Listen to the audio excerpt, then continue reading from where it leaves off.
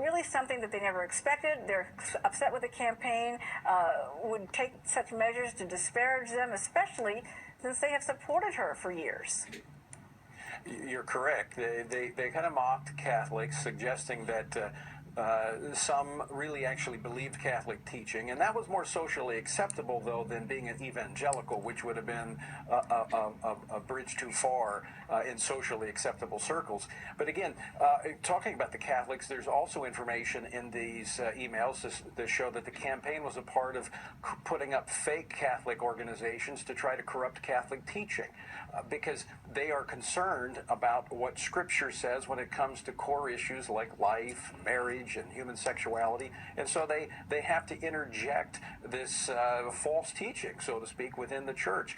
This is very troubling, Uma, when you look at this, because ultimately what they hope to do is they realize that the church is an obstacle to their agenda, and so they either have to corrupt it so that it's compromised, or they have to eradicate it ultimately, which I believe is something that evangelicals and Bible-believing Catholics need to be paying close attention to in this election.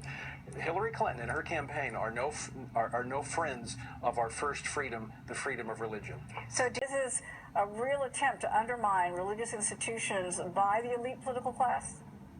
Without question. We've seen this from Barack Obama and Hillary Clinton both talking about how they support the freedom of worship.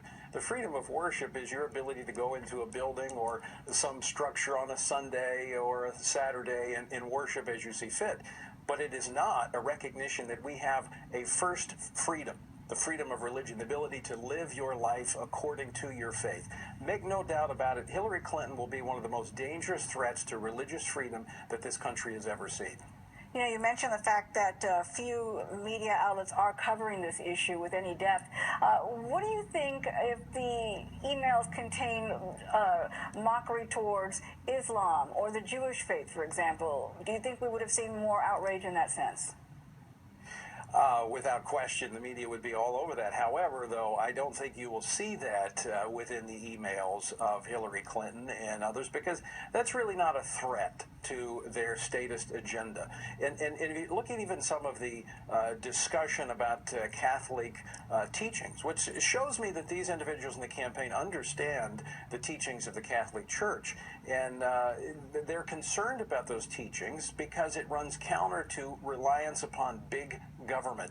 And as long as you have a biblically literate population who believes their faith and wants to live by their faith, that's going to be an obstacle to those who want government to control every aspect of our lives.